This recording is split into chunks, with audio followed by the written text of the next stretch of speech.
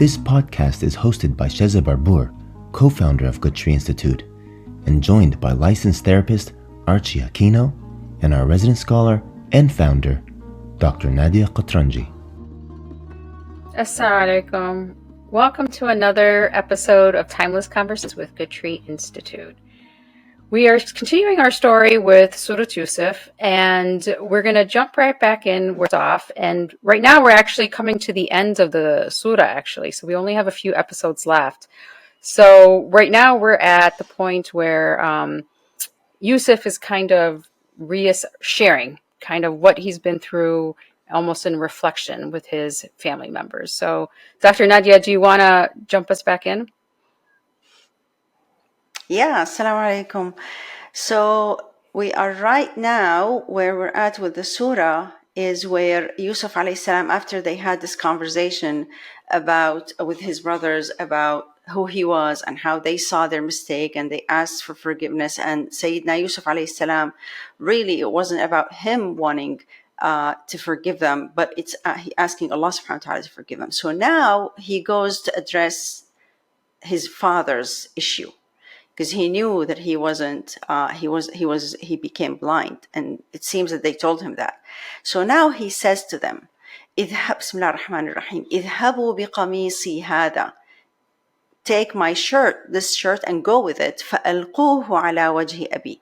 So, and then kind of like throw it and cast it on the face of my father, يَأْتِ بَصِيرًا, he will become sightful. وَأْتُونِ بِأَهْلِكُمْ أَجْمَعِينَ, and bring me all of your family. So he that's what he said first, and then the second part after that, when Allah subhanahu wa ta'ala is talking about, he actually addresses with us how they left. وَلَمَّا فَصَلَتِ الْعِيرُ, he said, Allah subhanahu wa ta'ala says, وَلَمَّا فَصَلَتِ الْعِيرُ, and the عِير is the caravan.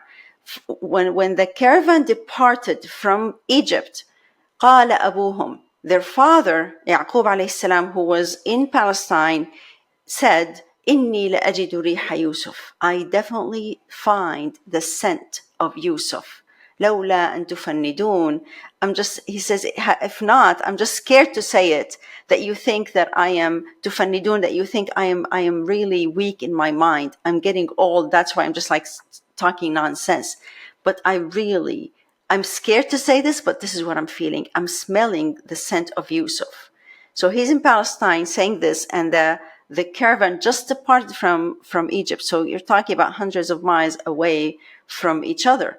So the response of the people who were around him, the rest of the brothers, قالوا, they said, تَاللَّهِ إِنَّكَ لَفِي ضَلَالِكَ الْقَدِيمِ, by God, you indeed are surely in your old loss. Dalal over here, the loss, which is basically kind of like you're lost in your love for Yusuf and in all of this thing that you've been talking about. So as if there's no way this is true. And of course, I mean, this is something, you're talking here about two aspects that are just like really big. The first one being that Yusuf alayhi salam saying that, hey, take this shirt and my brother, and give it to put it on my father and he will become sightful. And the other one, the aspect of how Yaqub alayhi salam actually scented this Yusuf. He sensed the scent of Yusuf from hundreds of miles away. I have questions. Yes, of course. How does he even know that this is how he's going to get his sight back? Like, this is like he's so confident. I'm going to make my dad have sight again. Just put my shirt on him, and it's like I do this all the time. Like, how does he know? I mean, Allahu A'lam. It's a part of it is because of it's a miracle, right? I mean, this is a miracle, and it looks like this is out of him being a prophet. Prophets are given some special supernatural things sometimes. And by the way, it's not that we know that there are certain people who are not even prophets. We call it karamat, right? For the prophets, it's called a mu'jiza. It's called a miracle, something that is like you don't think that it's possible. It happens. And we do know that even people who have what is it called? Like who are so connected to Allah subhanahu wa ta'ala that Allah subhanahu wa ta'ala does have karamat for them. It's not something we depend on. It's not something that we wait for. It's not something that we actually are like we're just waiting for it to happen, or we rely on it to happen. However, these things could happen. Allah subhanahu wa ta'ala is capable of doing anything. It's beyond. It's not a human. It's not the human capacity. It's kind of like beyond our capacity. It's the supernatural world. The supernatural, yeah, absolutely. And I don't think that we can deny it. But again, as I said, I think the people fluctuate between kind of denying it completely and saying the only thing that I believe in is the physical, and people depending on it fully and just like kind of living in this world fully. Both are not okay. I mean, these things, we can't deny them, but we don't depend on them. Okay. Yeah, I mean, sometimes though, Archie, like, you hear stories, I know we've discussed this, about like people just miraculously, they say, being cured of a disease, and science and doctors can't explain it. That's true. And nobody knows how or why. It just sort of happens. Yeah, I can go with that, but I just don't see how he was like, I have the solution. Take my shirt, put it on his face. Well, he's a prophet. He's a prophet, yeah. He's a prophet. Yeah, and he's absolutely. Yeah, and I'm not seeing how sorry, go ahead, Shazam. No, but I was saying, like, we know that like other prophets have other miracles like that, similar, like, Isa, Jesus had the ability to heal too. And other prophets had other miracles that happened. It's like when Musa knew how to part the sea. Like he didn't, like, how did he know that was a superpower too? I mean, yeah. So, and to your point, Shaza, I think that's really, I've heard actual stories of people who had cancers and it was like not curable. You just have few months to live and all that stuff that people say. And then this person somehow, I've heard it several times, especially when they do sadaqah and they do these kinds of things and they really make a huge difference for people, and they make dua, and sometimes again, we're not depending on it, but sometimes it does happen and that person is fully cured. I've seen these kinds of stories, and they go and just like the doctor's just like, they can't even see the cancer. So again, just to go back to the aspect that there's nothing that Allah subhanahu wa ta'ala cannot do. We don't depend on supernatural, but it's there. Yeah. Okay. Yeah, and even the aspect of, the other one, which is Yaqub alayhi salam, when he said, I sense the scent of Yusuf from far, like although he was so far away and he felt it. That's another thing that's very miraculous, and it's again from the spiritual realm. And we have these kinds of stories authenticated in the hadith as well, in the tradition, about how the Sahaba, the companions, may God be pleased with them, had these kinds of encounters. Like when Umar radiallahu anhu, he was in prostration and there was an army that was somewhere else, hundreds and thousands of miles away, and he saw how the leader was not paying attention to something. It was all just a spiritual capacity, and he actually called, Ya Sariyat al-Jabal, Sariya, beware of the mountain. They're coming at you from the mountain. And Sariya heard him. So these are documented stories, and these things could happen. Yeah. Again, as I said, so we can't really just deny that. And I mean, you even hear stories nowadays, even especially like from mothers who feel like, who literally sense and know when their child has been hurt. I know recently, I think with I forgot who it was, but her son was shot when he went out running. She said that she felt it. Like she felt something happen and she fell to the floor. And then it was later that the police or somebody came to her door and said, your son was shot. And he That's true. So these things do happen, like that metaphysical, I mean, people here in the West call it gut and intuition, but it's something else. That's like almost like a message is being sent, That's true. to you.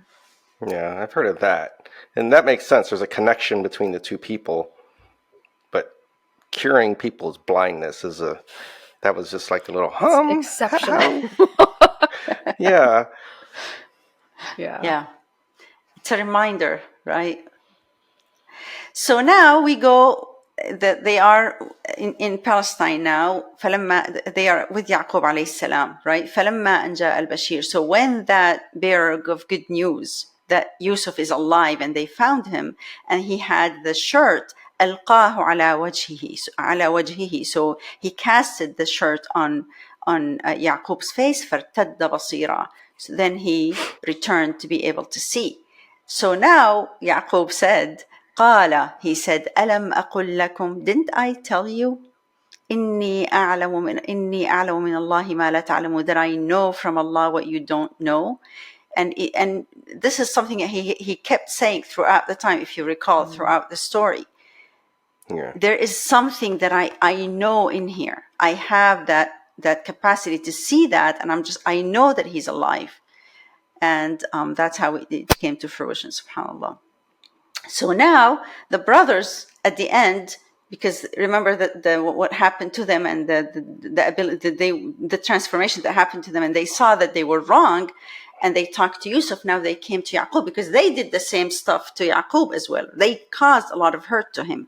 So they said, قالوا يا أبانا, they said, our father, استغفر لنا ذنوبنا. Ask Allah subhanahu wa ta'ala to forgive us for our sins. Inna kunna khati'in. We definitely were doing wrong. We did wrong. So ask Allah ask for forgiveness for us.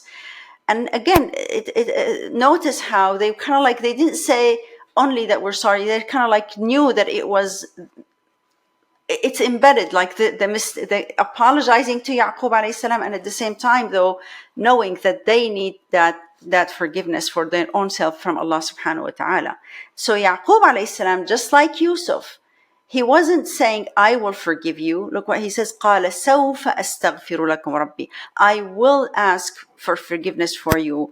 I will ask my caretaker to forgive you. إِنَّهُ هُوَ الْغَفُورُ الرَّحِيمُ. Definitely he is the always forgiving, always merciful.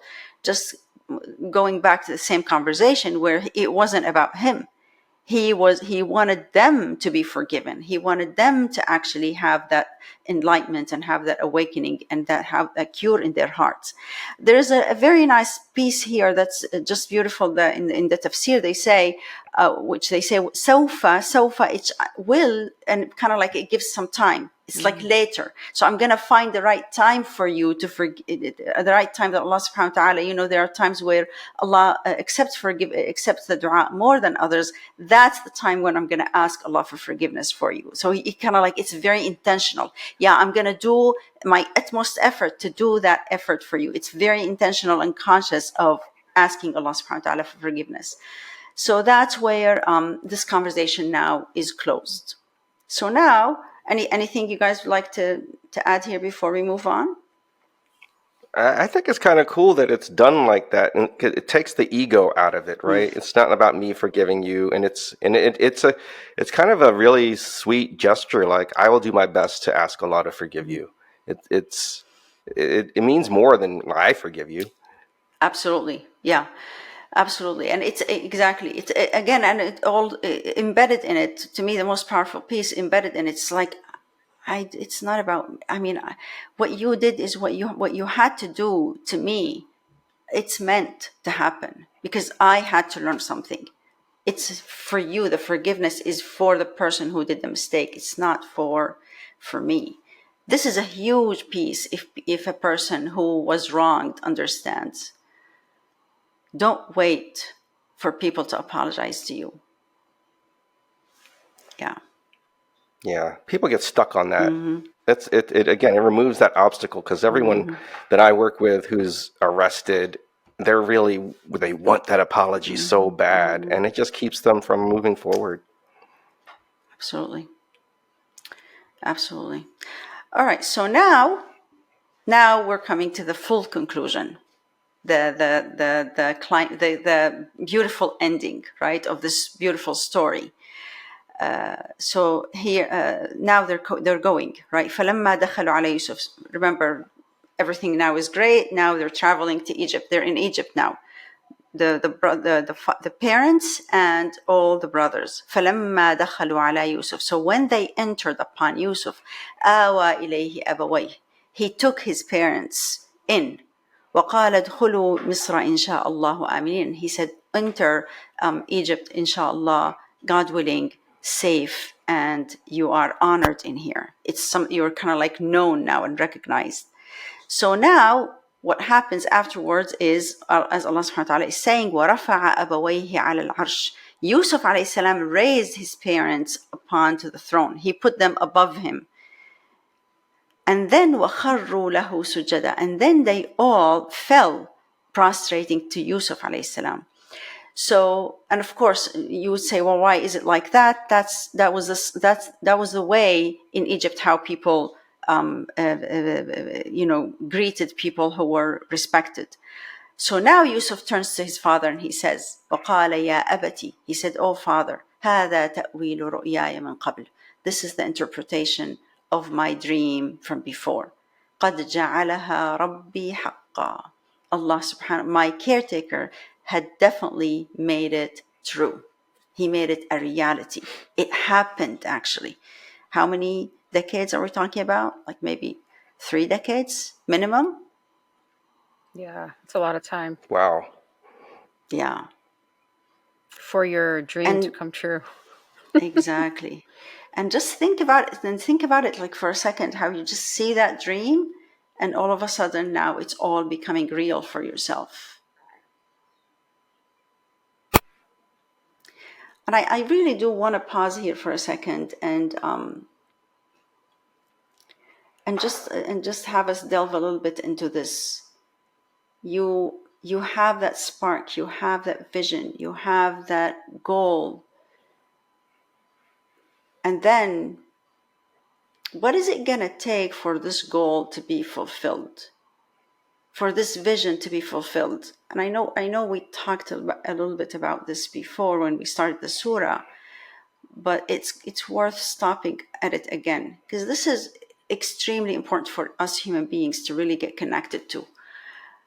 And you might say, well, Allah subhanahu wa ta'ala gave him the dream. It was so clear. He's a prophet. He made everything so clear for him. That's why it's easy. Well, but you have to understand, as we said in the beginning, Yusuf's story, alayhi salam, and all the prophets' stories are really just very much magnified and very much like on steroids, really. Highly illustrated, so we can see it clearly for ourselves and see how Allah subhanahu wa ta'ala plays the interaction with the human being. But we do have our visions. Yeah, and I was even All going to of us say, have something. like, yes, I mean, Yusuf had a dream, right? Or he was shown a dream when he was a child. But I think that happens to a lot of people where you might be shown something a long time ago, or just an instinct, whatever you want to call it, intuition, or maybe it is a dream, but you might forget. Life happens. And like with Yusuf, look at his story. I mean, life happened. Like a lot of stuff happened to him. And it's not like you're holding on to, you're remembering all the time, because you're just dealing with what's the next struggle, what's the next thing, what is it I'm going through. And the way I see it, almost like when in this ayah, or at least I envision it, it's like when his brothers bow down to him, it's like, oh yeah, almost like deja vu. Like, this happened before. Oh, it happened in my dream. Oh, this is what all of this is about, Yep. And I think, I mean, I know I've had that experience before where I've had like deja vu moments or something, and I'm like, wait, this is something else. It's from some other time. And I think that, like, when we were talking about the metaphysical world and stuff like that, sometimes it just takes time for you to connect the dots and realize that this was the plan all along. Yep. I just maybe got sucked into what I was dealing with and the struggles and, as we call it, going through the journey of life, that you forget about what Allah's sending you along the way, kind of like whatever, maybe it's in the past or just, like little notes along the way that there's something else here for you to learn or for you to see. Well, it's kind of like you're saying, like you had this vision, right? And you want this vision to become real, but like how that vision becomes real is kind of like you don't want to have tunnel vision Yeah. about Exactly. making that vision real. And let's be honest, also the major problem that a lot of the times we do have about visions and about what am I here for, what's the purpose of my life, right? We hear this a lot for people, especially when you're in the beginning of your life. We all had that issue. I remember it was like a big thing, just like, okay, and what happens is that we get stuck in our own self, in our own like selfie vision. We make it about ourselves, and I make it about me, and I make it about me being important, and then that actually, Yeah, what exactly, and I'm that gonna do. destroys your vision. Because the most important thing about the vision, the most important thing is that it's not about you. It's something way bigger than you. And there are signs, like there are things that tell you if that's what it is. And every single person has something that's thrown in our hearts. That actually we do have that pull towards it. Again, there are times where it doesn't get clear, and there are times where it does get clear as afterwards. It's just like you have to keep going with life if it's not clear until it gets clear. But keep putting yourself aside and keep focusing on what you are asked to do, and keep shooting for something bigger than yourself. That's the most important aspect, honestly, when it comes to that. So, like, for people, It's yeah, often way more fulfilling when true. it's bigger than yourself, right? I'm trying to, like, I'm looking at it from the perspective of, for many of us that may not know yet, how do we distinguish this vision? Like, when you're in the rigmarole of life, Yeah. how can you kind of pull it apart and distinguish, what am I doing? What is my Yeah. vision? Am I really going in the right direction or not? Well, I think the most important, I'm going to start in Archie. If there's anything else to add, definitely please. I'm going to start from the Quran, honestly. Let's just look back again at Yusuf alayhi salam. Because if you see what Yusuf alayhi salam, how he did, yeah, Allah subhanahu wa ta'ala gave him that dream, but was it, things were happening to him. And if you remember how throughout what was happening to him, there was none of that resentment, none of that, why is it going this way? Why are my brothers doing that to me? Why is this wife of Aziz did that? Why am I thrown in the prison? None of that conversation was happening. And if you recall, Allah subhanahu wa ta'ala constantly kept saying that everybody said about him is that he's a muhsin. He was somebody who was just doing beautiful, and his attributes, his character in life was more of that beautiful one. And even notice, What was the original dream? Was the dream like there was supposed to be stars circling 12, something? he said, I saw the sun and the moon, 12 stars and the sun of the moons prostrating to me. Bowing down. Okay, so yeah, if he was in the well, he's like, "Where's my prostration? They're supposed to be like Exactly. bowing down to But me." look at and notice, I want to bring your attention to something. Look what he says after he said, look back here, where he says, "Oh my father, this is the interpretation of my dream. Allah has made it real and true for me. هذا تأويل رؤياي من قبل قد جعلها ربي حقا." Look what he says. وقد أحسن بي, and he did good to me and beautiful to me. إذ أخرجني من السجن, when he got me out of prison. وجاء بكم من البدو, and he brought you from the Bedouin life, from far away, and he got you all over here to be with me. من بعد أن نزغ الشيطان بيني وبين أخوتي, after the shaitan has really caused a lot of trouble between me and my brothers. He didn't even mention that it was his brother's fault. He said, yeah, we had some trouble. But after all of that, Allah subhanahu wa ta'ala released all of that and relieved us from all of that. And then he says, Inna Rabbi latifun lima yasha. My caretaker is so gentle for what he wills. He had something for me, and he dealt with it so gently. Innahu huwa al-alimul hakim. He is the all-knowing and the all-wise. And for somebody, if he didn't really act with this and interact with this, how that Allah subhanahu wa ta'ala is actually taking him through it, he would have only focused on the wrong. Notice how he's focusing only on the good. on the good things. He didn't say, well, Ya Rabbi, you threw me in the well and you had me be in slavery and you had this wife of the Aziz frame me and just do all of these to me. And then I stayed in prison for such a long time. He didn't mention these. Yeah, he wasn't complaining. And he says he's gentle. I'm like, wow. Yeah. Most of us would be like, we can't even handle when somebody talks back to us. Well, I mean, he did something very subtle here, which is, and it's really important. Everything that happened that was bad, he's kind of not making it about the individual who did it to him. And I used to think that people blaming Shaitan was like not taking accountability and stuff. But in this case, it really prevents him from taking it personally. You know, like these people weren't trying; they didn't have an intention to hurt me. They were being manipulated dealing by with Shaitan. their own thing. And they were dealing with their own thing. Yeah. Yeah, that's really great. So that's a very important key point. What happens in life, how circumstances turn in your own life, you gotta just be with it. Like, I'm not saying don't try to make things better. Don't try to definitely, avoid certain stuff, but there are things that are inevitable. The hallmark of Yusuf alayhi salam is that he knew it was part of the process and he did not resent it and he just went with it. He didn't know how the vision is going to be fulfilled. He just basically took whatever is thrown at him. He didn't know that how, all of this prostration and how his parents are going to come and he's able to put them on the throne is going to go through the path of the well and the prison and the framing and the slavery. He didn't know that.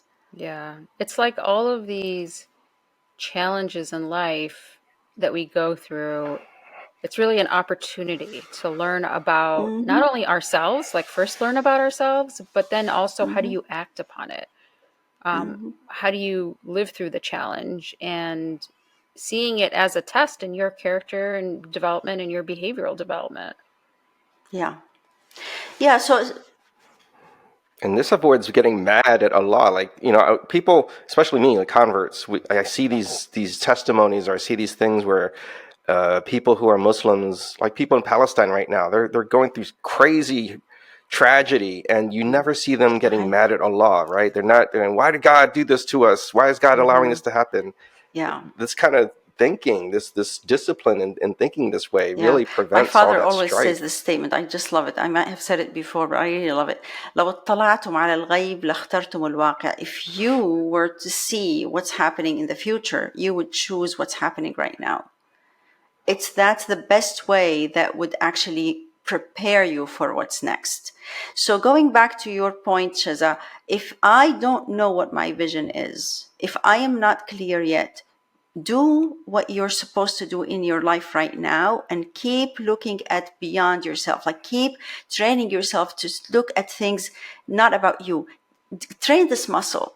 Like, do things that are not about you. You don't have to be in the picture. Always go after, okay, what would please somebody else? How would I make my mom comfortable? How would I make this person comfortable? What can I do to actually relieve somebody? And do what you're supposed to do. If you really trust the process, you are at a time where you're studying, okay, study. And keep open and stay looking and stay thinking, what are the things that really would make a difference for people? Yeah. And ask Allah. Wallahi, exactly. And to me, the biggest part was the dua. Is just ask Allah subhanahu wa ta'ala to open your path, to give you the beautiful dua that the Prophet ﷺ had. Allahumma inni as'aluka ilman nafi'an wa rizqan tayyiban wa amalan mutaqabbalan. I ask you, Ya Allah, of a ilm, a knowledge that's beneficial, and a rizq, a provision that is tayyib, that's wholesome and healthy and healing, and wa amalan mutaqabbalan, and an action that is accepted. And He will open the door. Just do your duty, do your part fully, and ask Allah. Yeah, and I think, one of the, I almost feel it as like part of the vision. What you're going to feel is that there's something pulling you towards something, and because I think it's important, like, to realize that a vision is not goals. Like in our society, in our culture, we're so goal driven, and it's always asking, people always ask you, what's your goals in life? And whereas a vision is something greater. It's something beyond your goals. Goals are just like check, steps. And it's like, okay, I checked this box, I checked this box, I accomplished, it's like accomplishments, And I think it's good for people to sit and think about that too, because you have to disassociate what are goals and what's a vision, and see what's really driving and pulling you, because that's the vision. It's not just these like boxes that I need to do X, Y, and Z. That helps kind of at least crystallize some of or kind of create some clarity around it. Totally. And again, one of the things that I notice about myself with the vision, when that's something that really you care about, you don't care if you're the one who's doing it or somebody else is. That's true. Like if it's happening, you're happy. Yeah. And you want to contribute to it, you want to be part of it, just because that's what you want to see. It inspires you to see it actually starting to be fulfilled, and you want to do more of it. It's really not about you. I distinguished that very clearly for myself. For instance, my relationship to kind of like the path of medicine, all of that was all, despite the fact that I care about people and I love people, but that particular part was more about the prestige. It was about me. It wasn't about, like, there are people who love medicine in a way where I just want to do that. I just want to help ease the pain of people. For me, the caring for people was in a different way. It was more about, I just want to ease their emotional suffering, spiritual suffering, that kind of thing. That's the thing that was pulled for, because and even like in areas that weren't really fulfilled yet. That's where my pull was. I mean, despite the fact that I love, alhamdulillah, with the work that I do in medicine, I love it, and I just feel it fulfills me. But it's not really the biggest piece for me. So it took me a while to distinguish it, by the way. Yeah. Yeah, when I was pre-med and I thought I wanted to be a doctor, the whole motivation behind it was, I wanted the money, I wanted the prestige, I wanted my mom to be proud. It was all about me and fulfilling other things about me. And at the heart of my vision was I wanted to, like, I said I wanted to help people. I want to be able to, make people feel better. And, I got pulled in all sorts of different directions I never understood, and I ended up helping people. And in my profession, you're never supposed to take credit for helping people as a counselor. Yeah. It's about people doing their own work. So it's just, the vision it's very specific, but at the same time, it's open. Yeah, that's true. So, I mean, I think this episode has, taught us more to kind of peel the onion within ourselves, right? And it's encouraged us to kind of see what is our vision for ourselves. And so we have some questions to ask for our audience to think about. And I Shaza, if you don't mind, I mean, I just wanted to make sure that we complete the ayahs, the last ayah for Yusuf alayhi salam, just to kind of like wrap up this aspect. Again, just to give more of the understanding of how Yusuf alayhi salam really understood what Allah, like how Allah was in his life, like the aspect of Latif. He wanted to continue it for the future. Look what he says. He says, Rabbi qad ataytani min al-mulk. Oh, my caretaker, you definitely have given me from the sovereignty. Right now, he's continuing to talk about the good things that Allah subhanahu wa ta'ala has given him.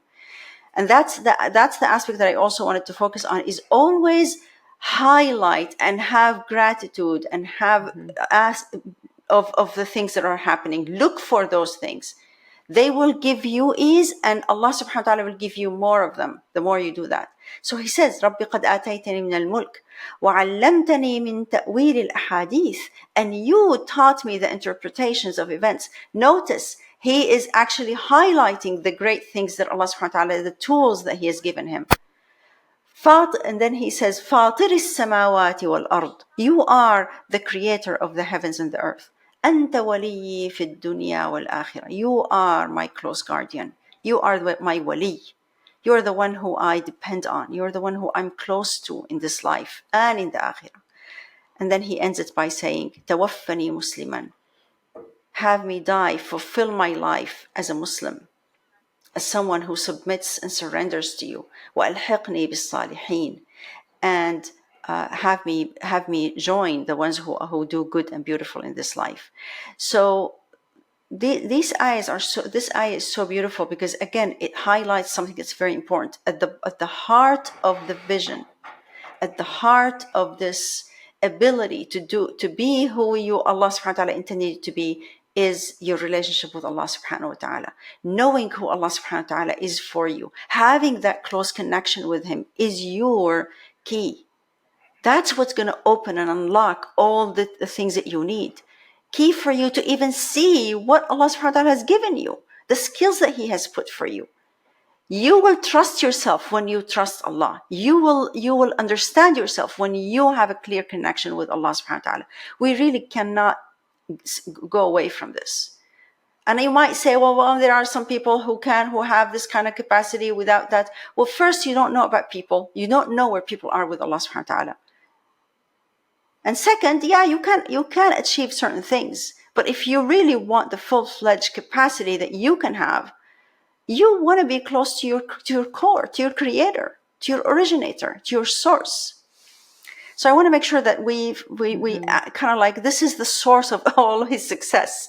We just want to make sure that we highlight that as well. What's nice about what you were just sharing, and in the ayah we were talking about before, was just the importance of dua, because that's also, that ayah is like a beautiful dua to remember and make for ourselves and our when we talk about kind of leaving a legacy, like what is it that we're leaving behind. But so that's a lot for our audience to take in terms of, we posed it, we put it out there to really think about your vision, to peel away more of that internal onion. So here's some more, I guess, journal questions for everyone to think about when, this stage and this kind of like the ending of the surah. And, we have these questions, jot them down, think about them over the next week until we kind of wrap up this episode, the whole surah in the next couple episodes. But the first one is do you even know, what your vision is? You can be anywhere, right, in this process, from having no idea of what it is to being absolutely clear on what it is. So, one of the things is to think about is to just test your vision, like measure it against some of these qualities that outlined from Surah Yusuf. Is it a long-term vision? Is it a legacy item? Realizing that as well, number 2, it's not about you. That this is distinct from having goals of just checking things off, of things that you want to do or accomplish in life. Number 3, does your vision provide fulfillment for you? Just think about that for a minute. Number 4, it's something that, you're not going to give up on or get stopped by failures or obstacles. Like, you're going to push through when you have a vision. There's something that's really pulling you forward. And number 5, do you understand that it doesn't need to be achieved in your lifetime, right? You're working towards it, but you're happy if others pick it up and complete it as well. Now, for many of us, we don't know what our vision is, right? Like, we're still in that process of discovering it and finding it. And a lot of times we question ourselves. So if you don't know what your vision is right now, again, as a reminder of what kind of Dr. Nadia was wrapping up with is, number 1, do what you're supposed to be doing in this part of your life. Whether it's you're studying, if you're in your career, if you're raising your family, just focus on that and do that. Then 2, be open and inquisitive to see what pulls you forward. And then 3, ask Allah subhanahu wa ta'ala to direct you towards it. Like sincerely ask for that guidance to provide that clarity of what your vision is and what you should be working towards. Then, if you do have a vision and can crystallize it, like it's like very clear for you and you can almost like write it out, then be open about the process of how this vision will be realized. Be willing to submit and surrender to what Allah is putting in front of you. There might be struggles along the way, and it may not go as you imagined it or you wanted it to play out, right? But, what if what it is that you're dealing with and resisting is really part of the process of this vision?